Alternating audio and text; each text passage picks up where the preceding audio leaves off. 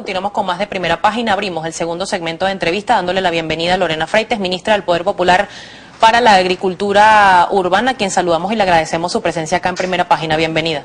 Muchas gracias por la invitación. Ministra, muchos temas que comentar con usted, por supuesto, el balance de lo que ha sido esta implementación de la agricultura urbana, pero quiero conocer su opinión sobre lo dicho por el presidente Nicolás Maduro sobre esta extensión del decreto de emergencia económica y cuál es el balance que se puede hacer hasta este momento desde sectores de oposición, y algunos expertos economistas aseguran que la crisis, lejos de solucionarse, se ha agudizado. ¿Cuál es la posición de la ministra Freites?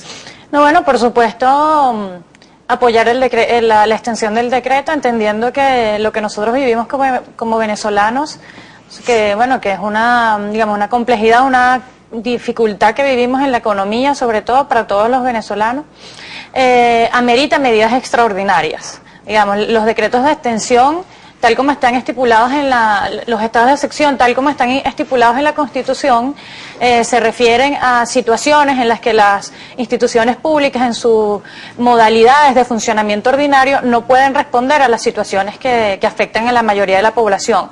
En ese sentido, bueno, se ha planteado la emergencia económica como una situación extraordinaria a la que los venezolanos y las venezolanas nos vemos expuestos, y por tanto el gobierno debe asumir la responsabilidad de solucionar el problema y articular mecanismos para eso.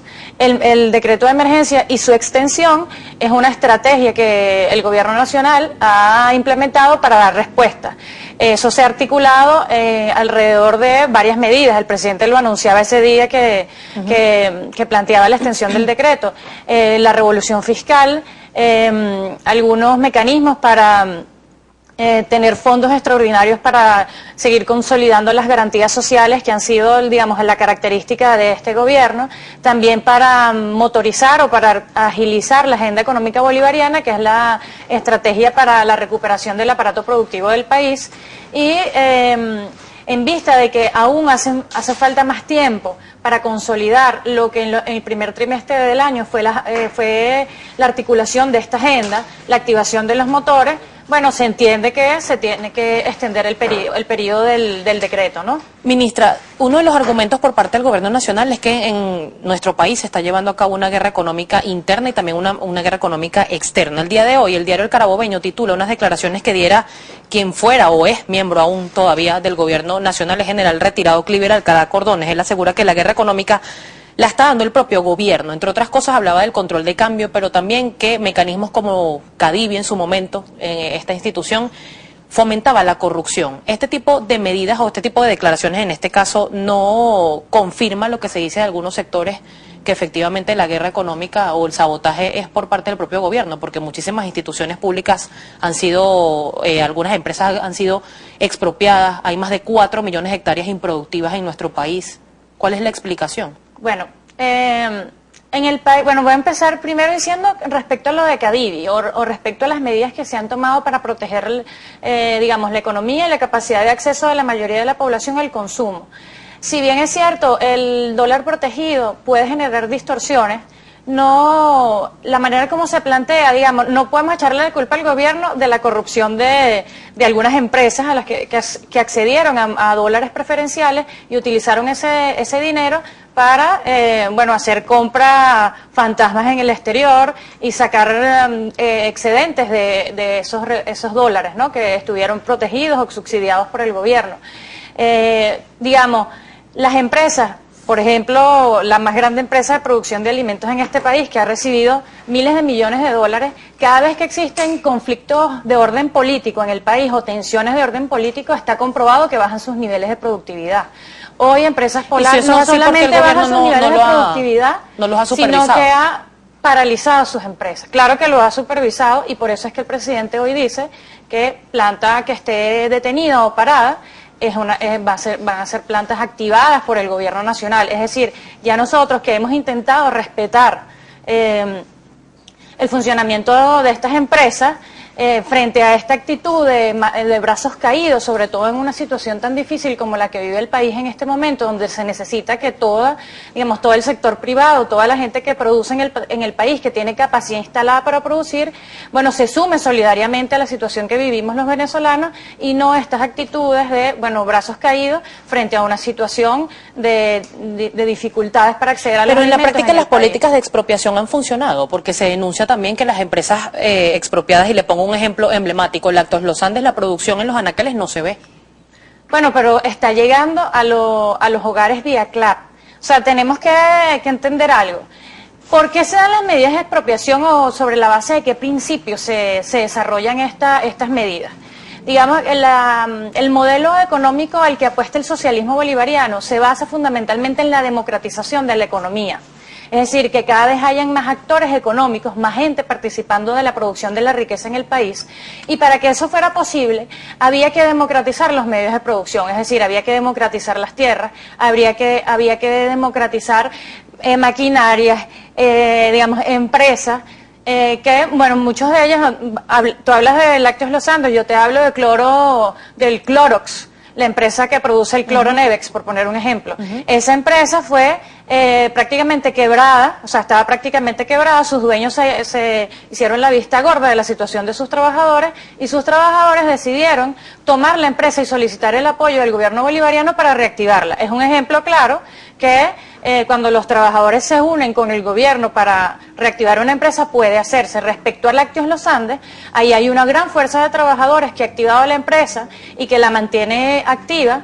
Sin embargo, esa empresa, digamos, o esos productos están perforados en sus sistemas de distribución y es por eso que el gobierno bolivariano ha implementado una estrategia de distribución de alimentos casa a casa, justamente evitando, o sea, para evitar... Pero ¿tiene acceso todos los venezolanos a la distribución todavía de no casa la por tienen, casa? todavía no la tienen, aunque tienen aunque los CLAP, este sistema de distribución, tiene el 55% de aprobación de la población. Lo decía ayer José Vicente Rangel citando a un estudio de Interlace. Entonces, ¿qué quiere decir esto? Que la gente está comprendiendo que se está haciendo un esfuerzo por la activación del aparato económico productivo del país. Sin embargo, los canales de intermediación de la distribución de alimentos siguen siendo, digamos, los flancos por donde la guerra económica se sigue operando sobre la población, ¿no? Ministra, el día de hoy hay una publicación también del diario 2001, sus declaraciones que dice, o lo titula muy específicamente el diario 2001, lo acompañan con fotografía, ya lo vamos a tener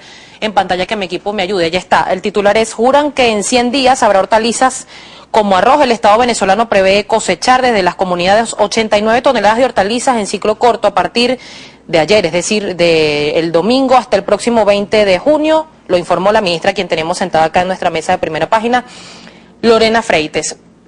Ministra, ¿por qué incentivar la agricultura urbana, que quizás es un poco más personalizada, por llamarlo de alguna manera, y no incentivar el campo venezolano o el aparato productivo en general?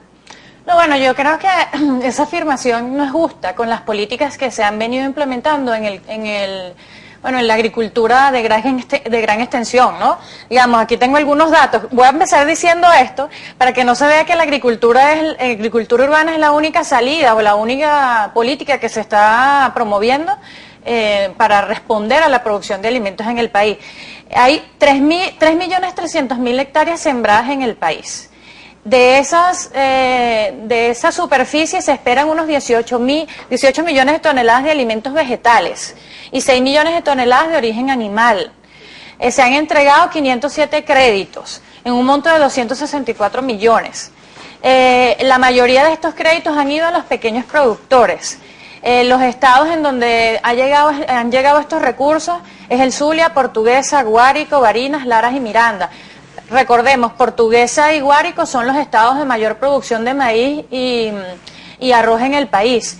De modo que no podemos decir que la agricultura urbana es la única política que se está promoviendo para garantizar la producción de alimentos en el país. ¿Qué porcentaje va a aportar? Exacto, entonces voy ahí a la segunda dimensión de la argumentación. La agricultura urbana se plantea primero como una estrategia de transformación cultural de las formas de vida de la gente en la ciudad. Necesitamos que la gente que vive en la ciudad conozca de dónde y cómo se producen los alimentos. y empiece a generarse un nuevo hábito, nuevas formas de vivir en la ciudad, en donde la gente que vivimos en la ciudad podamos participar de procesos de producción de alimentos. La agricultura urbana no es nueva en Venezuela ni en el mundo. En la Gran Depresión en Estados Unidos del 29 al 35 se promovió la creación de huertos urbanos, de huertos de agricultura, de espacios de producción urbana. Cuando hubo la Segunda Guerra Mundial también se dio, digamos, en escenarios extraordinarios de conflicto, escenarios de crisis económicas, se han promovido en otros países modalidades de este tipo, previendo qué tipo de cosas. Que si nosotros nos vemos en una situación, por ejemplo, como ya nos lo ha anunciado Álvaro Uribe Vélez, que quieren una intervención en el país, ¿qué pasaría con la gente que viviéramos en las ciudades? Podrían cerrarse las rutas de acceso de alimentos, por lo tanto nuestras ciudades deben estar en capacidad de producir alimentos que permitan que la población pueda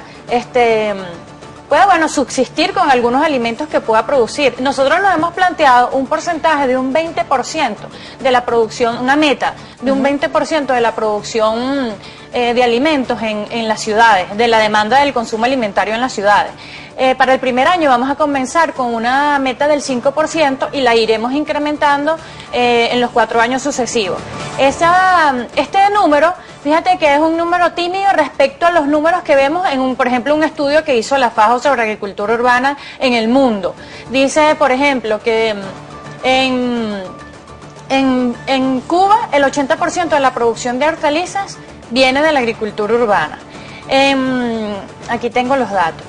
En Hong Kong, el 45% de las hortalizas que se producen vienen de la agricultura urbana. Igualmente en Shanghái, en Detroit, que es una de las ciudades más afectadas por la crisis del modelo capitalista, también la población que quedó allí, luego de que las empresas abandonaran la ciudad y dejaran un gran contingente de la población prácticamente en la miseria, hoy tienen 74.000 hectáreas de producción agrícola en la ciudad y se viene convirtiendo en un motor productivo para la reactivación de esta ciudad, ¿no? Ministra, yo tengo que hacer una pausa comercial, pero al regreso quiero que conversemos porque esta modalidad, como usted lo dice, no es nueva. En el gobierno del fallecido presidente Hugo Chávez se implementó se propuso implementar lo que fueron los gallineros verticales y también la agricultura urbana. Tenía otro nombre que no lo recuerdo en este momento, pero ¿cuál es la diferencia y cuál es la garantía de que esta política sí va a funcionar y no a fracasar como lo fue en su momento la propuesta por el presidente Hugo Chávez? Lo vamos a conversar al regreso. Lorena Freite nos está acompañando, ministra del Poder Popular para la Agricultura Urbana.